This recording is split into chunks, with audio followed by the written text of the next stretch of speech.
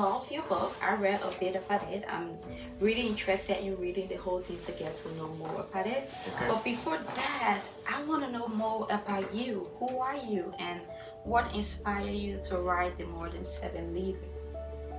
Well, I'm an entrepreneur, a serial entrepreneur. I have several businesses that I run. And during the course of running those businesses, I ran into some walls because I didn't understand leadership. Yes. And I experienced some failures because I didn't understand leadership.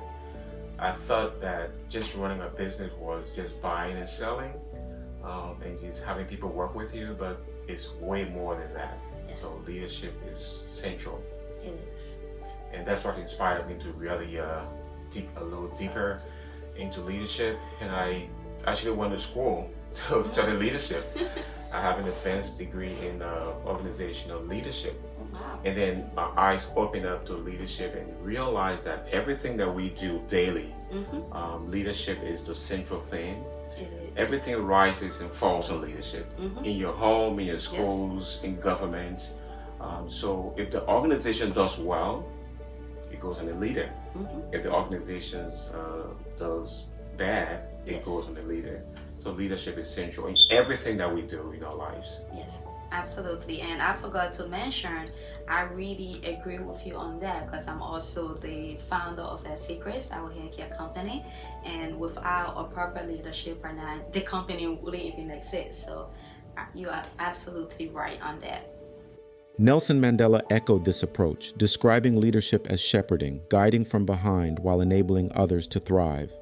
This quiet strength inspires teams to greatness without seeking the spotlight.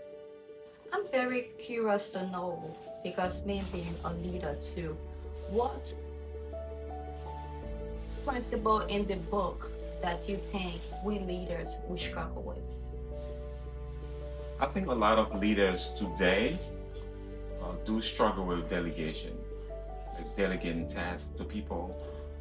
The level of trust has dwindled down so much that the leader believes that they're the brain charge of everything, that they should put their hands on everything.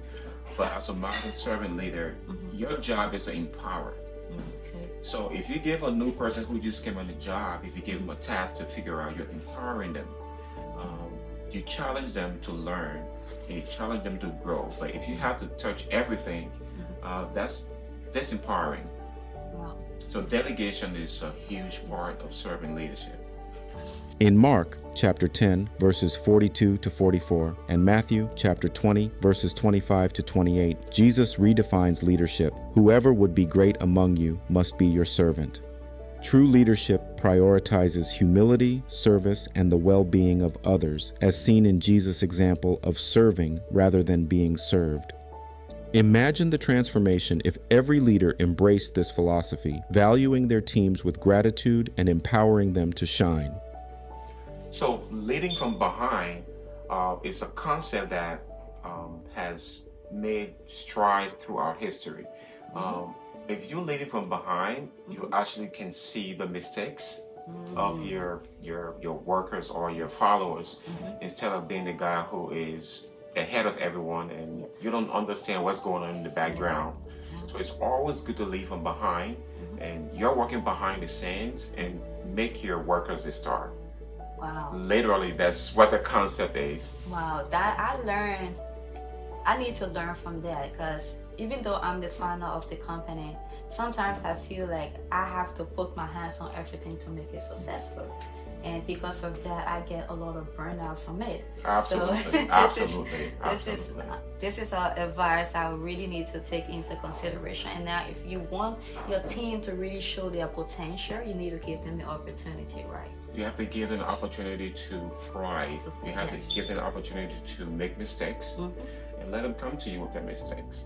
Like a great servant leader is a person who, if you make a mistake, you wouldn't hide it. You would be excited to take your mistakes to them, and and then you as a servant leader work with the team member, and they're not intimidated. Yes. You know, they're not intimidated because they're working with a servant leader, not a top-heavy leader. Yes.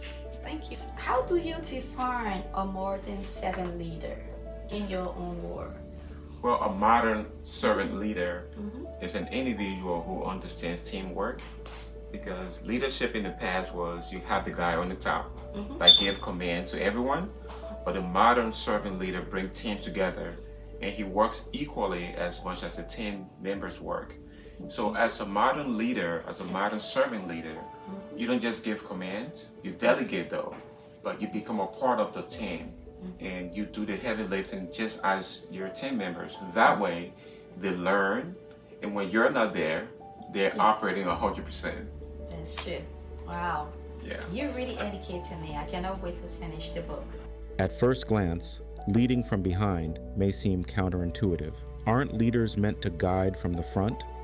Traditional leadership often ties authority to dominance and control, yet this model can exhaust leaders and confine followers to passive roles. I saw the ERO model. It is central everywhere in the book. What is it and why should leaders adapt to it? Great question. The ERW model is a collection of all of my experiences and a collection of everybody else's experiences, my research from the Harvard Business School, from Tony Robbins, from other leaders, John Maxwell, and my own personal experience. So I corroborate all of those and I created the ERW model in every chapter. And the ERW model is basically a tool. It's a leadership tool that you can just go and just pick up stuff and use. So the book is so practical where you read a book, every chapter is going to give you a tool to use. It's not just an entertainment book. Every chapter of that book gives you a tool to use. It's almost like a mechanic who has a toolbox. So that's a toolbox for leaders, especially modern servant leaders. Okay, that's good.